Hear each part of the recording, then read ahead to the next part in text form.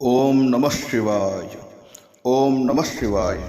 આ પંચાક્ષર મંત્રનો અવિરત જપ તો કરીએ જ છીએ, પરંતુ આ પવિત્ર શ્રાવણ માસમાં શ્રી શિવ પંચાક્ષર સ્તોત્રનું ભગવાન શિવ સન્મુખ આંખો બંધ કરી અથવા ઘરે આસન ઉપર બેસીને ધ્યાન ધરવામાં આવે અને સાથે સાથે આ સ્તોત્રનું શ્રવણ કે અભિષેક કરવામાં આવે તો પરમાત્મા શિવની પરમ કૃપા પરિવાર ઉપર અને પોતાની ઉપર બની રહે છે.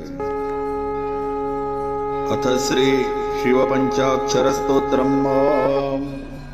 નાગેન્દ્રહારાય ત્રિલોચનાય ભસ્માંગરાગાય મહેશ્વરાય નિત્યાય શુદ્ધાય દિગંબરાય તસ્મૈ નકારાય નમઃ શિવાય.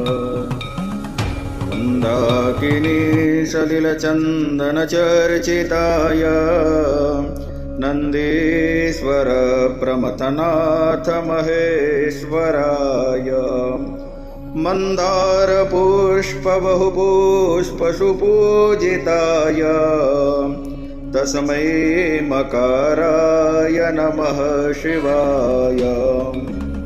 શિવાય ગૌરી વદનાબ્જ વૃંદ સૂર્યાય દક્ષાદ્વરનાશકાય શ્રીનીલકંઠાય વૃષધ્વજાય તસ્મૈ શિકારાય નમઃ શિવાય.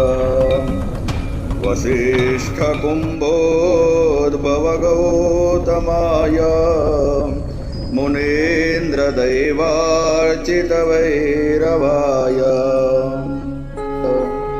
ચંદ્રાર્કવૈશ્વાનરલોચનાય તસ્મૈ વકારાય નમઃ શિવાય.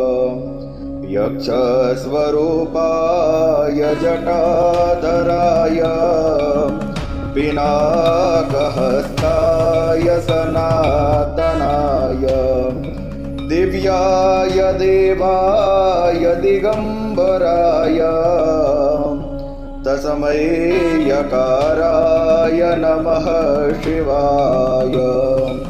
પંચાક્ષરમિદં પુણ્યં યહ પઠે શિવસન્નિધૌ શિવલોકમવાપ્નોતિ શિવેન સહ મોદતે. શિવેન સહ મોદતે.